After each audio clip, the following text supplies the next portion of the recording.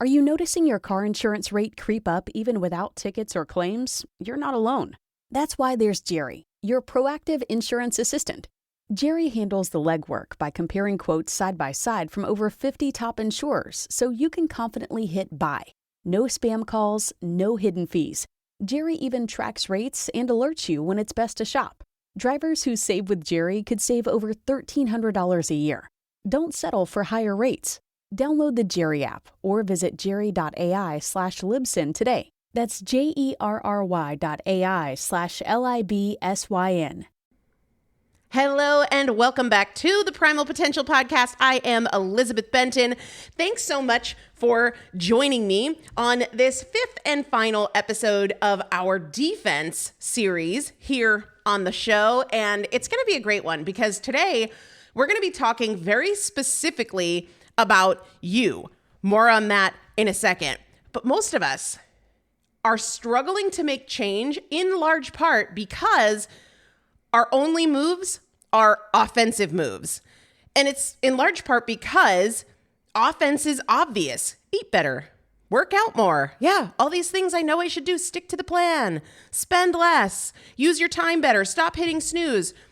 But offense is not the real need for folks because where we're struggling, where we're continuously dropping the ball is in those negotiations that happen in just a few seconds right before you make a decision, where you have a habit of talking yourself into an exception. And that's what defense is all about. So that's what this 5-episode series is all about. A personalized practice for the moment right before a decision when your brain starts making a very reasonable sounding case to lower the standard. Just this time, to lower the standard. Today is part 5 of this 5-part series. And over the past couple weeks, over 100 of you filled out scholarship applications for the Defense Foundation's program, which starts on March 1st.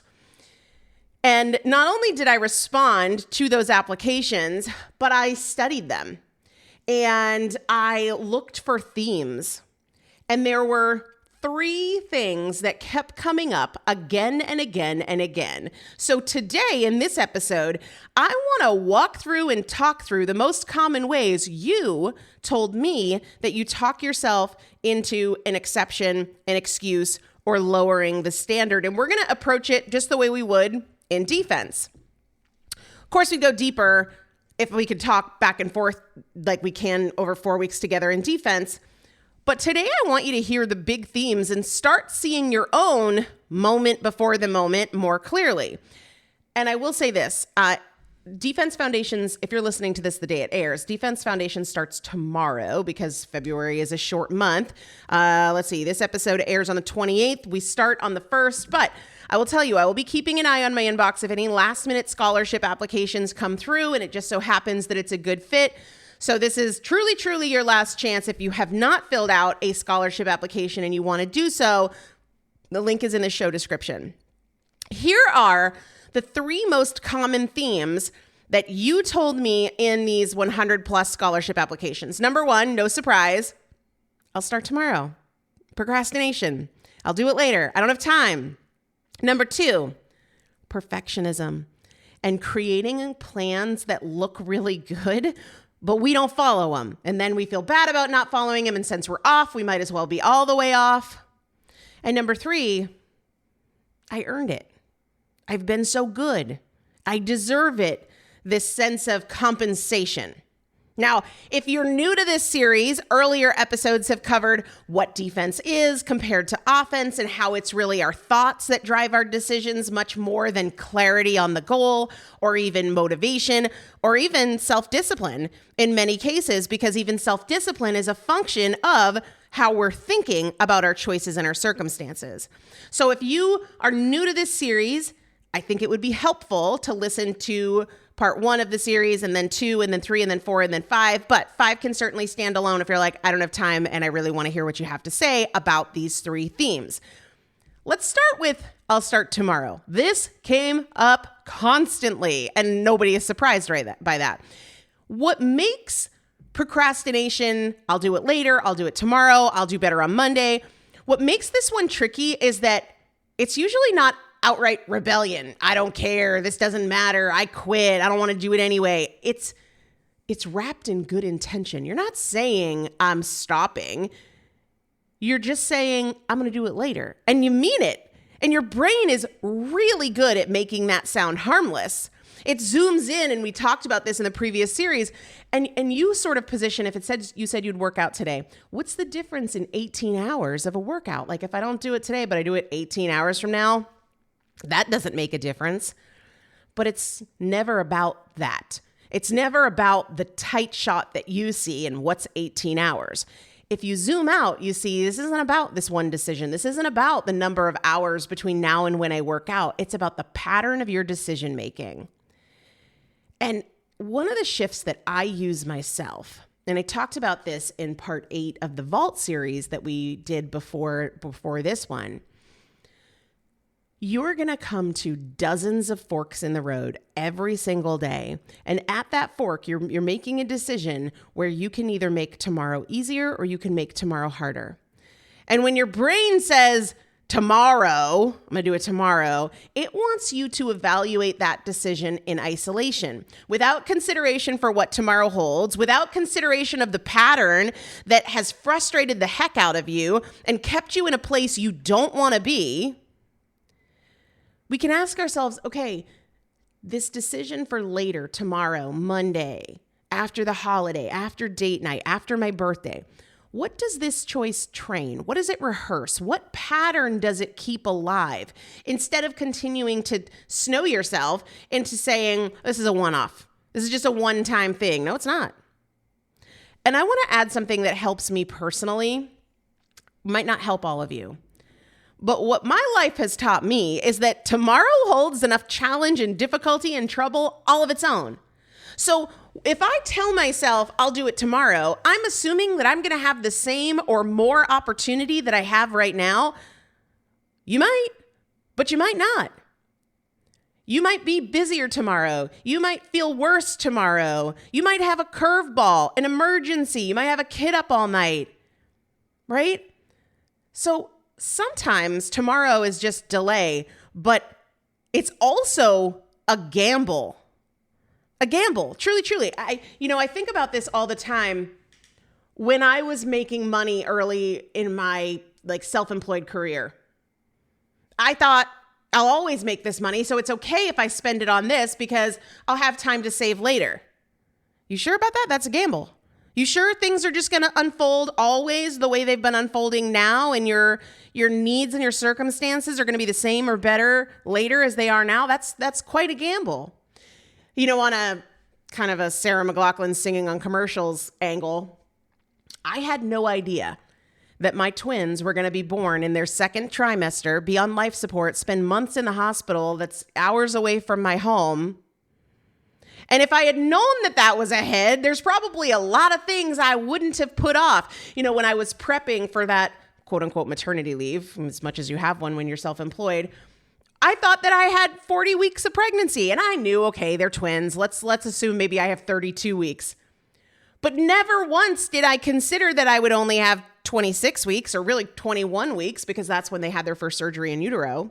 So we're making this huge gamble that we're going to have the time tomorrow, that we're going to have the health tomorrow, that we're going to have the income tomorrow, that we're going to have the cognitive alignment tomorrow. You sure about that?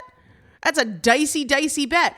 Even on a small scale, tomorrow holds unexpected difficulty, as always, because we're human. And maybe it's that you didn't know you were going to get a flat tire, but if you did, you would have done what you could have done yesterday because it's off the table again today. There's always these things that are going to come up. So what's with the confidence in the gamble that tomorrow's going to afford all these opportunities that today doesn't? Now, here's one more thing that I want to say about this procrastination pattern before we move on to the next topic. It's not just simply don't move it to later. Defense is also learning to stop dismissing what you think you can't do and instead looking for the increment that you are willing to do. I just lived this out in a very, very real way. I'm recording this on a Friday, and Fridays are a little bit tricky for me because I do a morning Bible study in the time block where I typically am working. And so this morning I was like, I don't have time to work out. I need to record this episode and then I need to get inside and shower before my Bible study. So you know what I did? I did 2.5 minutes on the erg rower. And that might be a 2.5 minute workout. What's that? Better than no workout. And for those of you that are like, what did you do in 2.5 minutes? I did a 1 minute warm up row followed by a 30-second sprint, 30-second sprint, 30-second recovery, 30-second sprint. I just did that for a total of 2.5 minutes, a few sprints. That is not a full workout, but it is absolutely better than no workout. And here's the thing. If throughout my day I can find 2 or 3 windows on a day like today to do 2 or 3 minutes, that's absolutely trajectory changing compared to being on the path of like, well, not today, not today, not today, not today.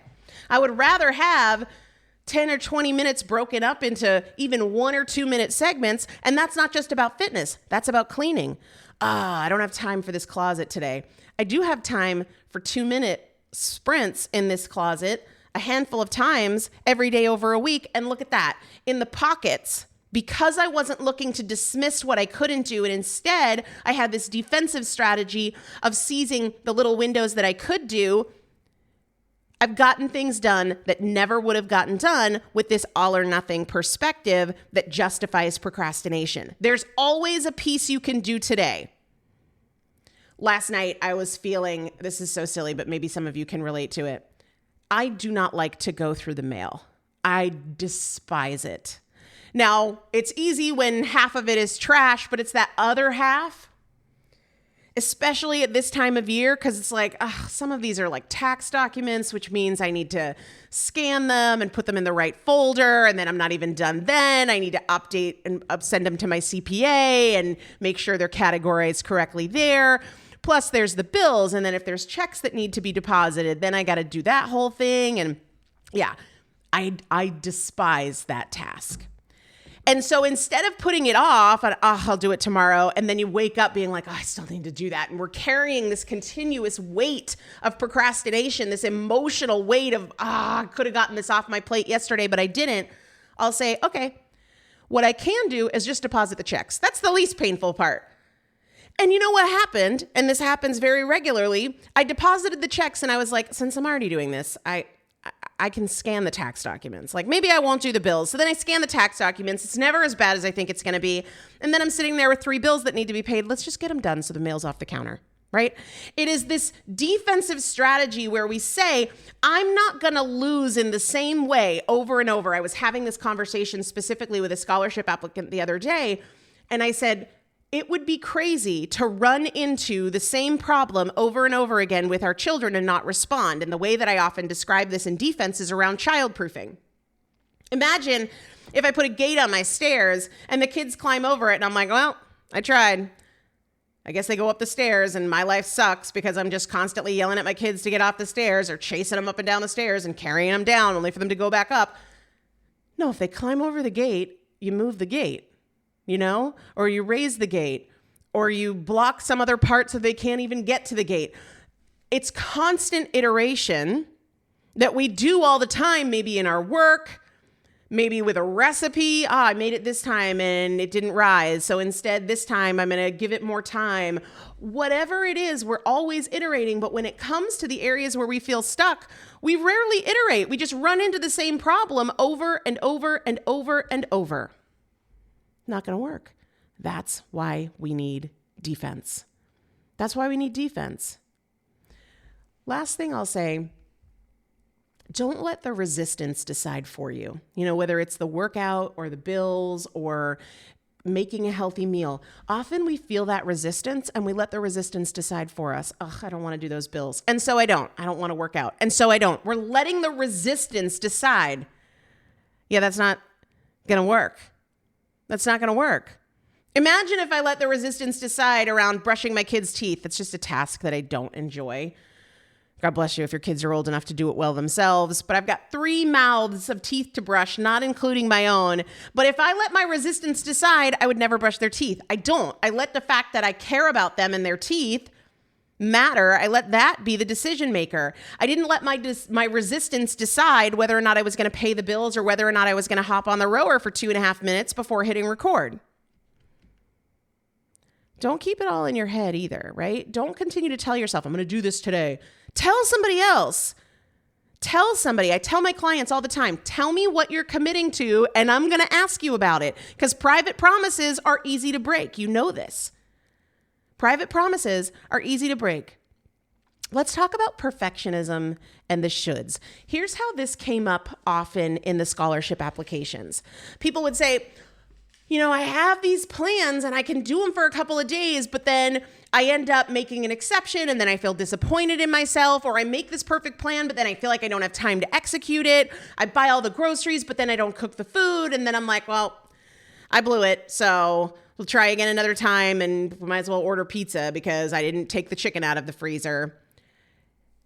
I don't think the issue here is any kind of avoidance. I think the issue is that many people are living by shoulds instead of getting creative. Now, I think that this is a function primarily of the information age in which we live, and I'll tell you what I mean. We have so much access, whether it's podcasts, books, blogs, you name it, YouTube, social media. We have so much access to what we should do or could do to get results. If you have a goal, chances are you've listened to at least 10 podcasts. You've probably read multiple books. You follow people who are always giving their opinions. You've probably paid for plans and downloaded free plans. So we have a very clear idea of what will get results and what won't. And so what happens, logically, is we create our plans based on the shoulds, the ideal, the what will work. And on its face, it doesn't look like there's anything wrong with that, except we're not willing to follow it. And so the plan isn't based on our willingness. It's not based on our starting point or our baseline. It's based on the best case scenario. And part of the reason we do that is because we think that's what's going to get us results fastest. And we tell ourselves, I just want to get results fast. And we're not honest about the fact that our experience would tell us we won't follow through. And so we end up in this very frustrating cycle that we'll call perfectionism. I don't think it is, but we'll call it perfectionism until we unpack it further, where we have this perfect plan, and if something doesn't go according to the perfect plan, we're off, our hands are in the air. See, I blew it. What's the point? I suck. Since I'm off, I might as well. We'll start again another day. The truth is, you don't need a perfect plan as much as you need a plan you're willing to follow, and that will probably be a plan that is imperfect. But folks will look at the imperfect plan and be like, oh, well, that's not good enough. Well, you know what else isn't good enough? The perfect plan you're not following. We need to create a path that you want to be on, and that's why this is very personal work, because the path I want to be on for my work is very different than the path you might want to be on if you're self-employed. The path I want to be on with food absolutely looks different than the path you want to be on. And here's the other thing. It changes over time. The path that I wanted to be on when I was over 350 pounds and a regular binge eater looks very, very different than the path I'm on now, a decade plus removed from chronic binge eating. And it changes too, like, the path I wanted to be on with food looked different when I was pregnant and nursing than it looks now. It looked different when I was going back and forth to Boston every day than it looks now. And I'm sure it'll look different a year from now and 5 years from now. Something that I've talked about before on the podcast is how I used to make plans, and if we were rating them on a scale of 1 to 10 of like ideal, aspirational perfectionism, they'd be like a 9 to 10. Perfect. This is what the books say I should do. No sugar, lean protein and veggies. This is the plan. I'd create these plans that were a 9 out of 10, and I'd follow them for a few days, and then I wouldn't. So I was always swinging back and forth between like 9, 10 level execution and then 1, 2, 3 level execution. And I now know that I'd rather have a plan that's a 6.8 or a 7 that I stay on consistently. It's workable. I'm going to get way better results there. It's going to be easier there. There's going to be less drama there, less judgment, less shame, less metabolic variability where I'm like, one day I'm eating like I'm a track athlete who has a competition the next day, and the next day I'm eating like I live in a dumpster. I get better results consistently following the plan that is an improvement for me, that is aligned with my goals, but is not perfect, because I can live there, than I do wildly swinging between the aspirational, this is what the experts would say I should do, and I'm totally off and I'm eating my weight in pizza and ice cream. If your plan requires a version of you that doesn't exist consistently, it's not a plan, it's a prayer, right? It's a wish. And you keep building these aspirational wishes and calling them plans, and you are frustrated that you keep cycling, right?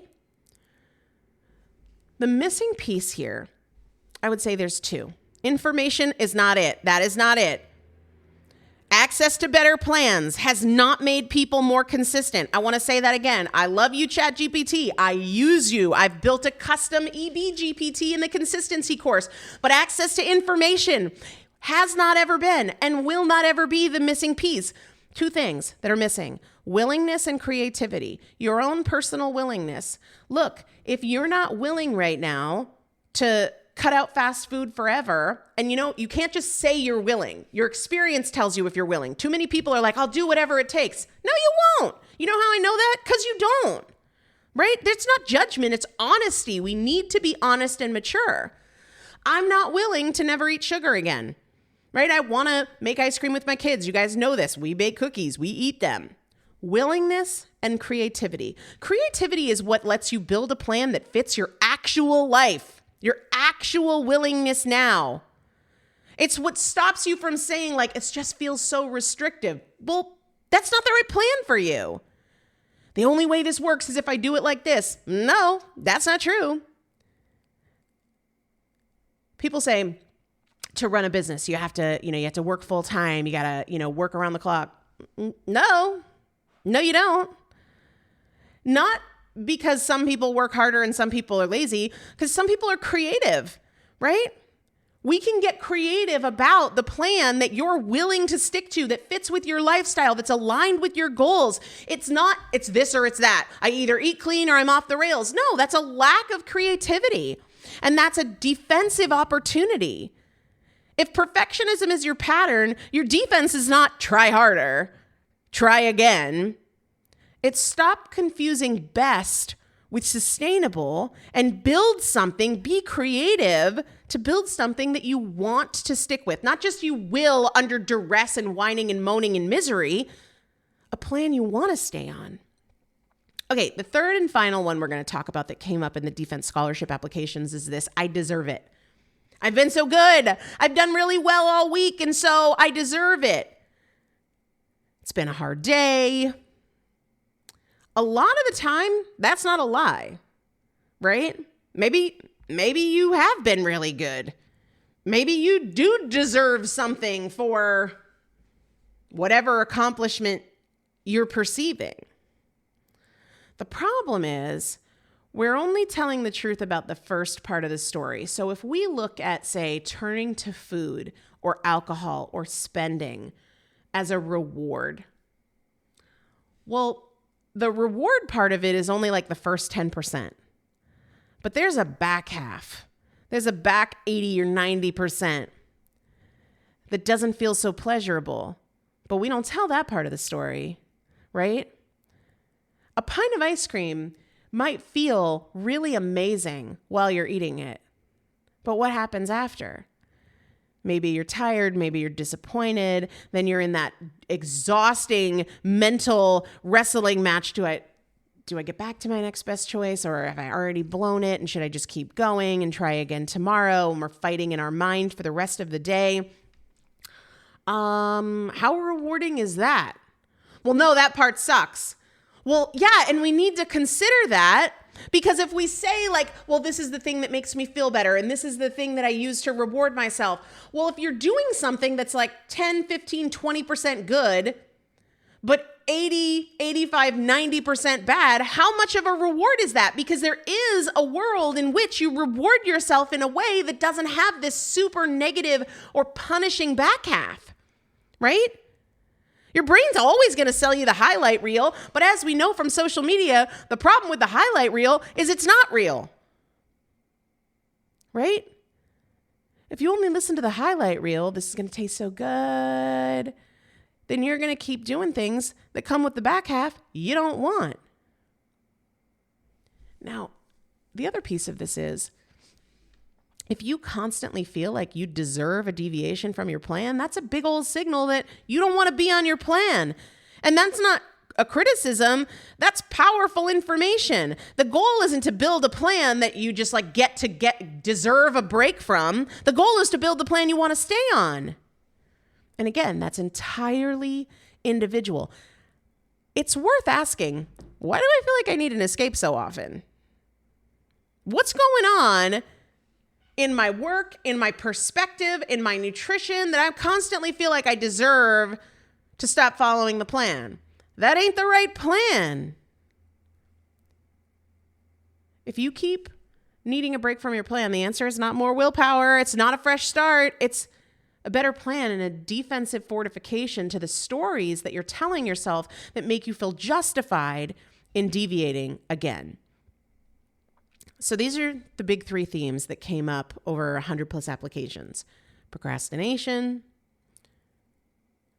the perfectionism, and compensation. I deserve it.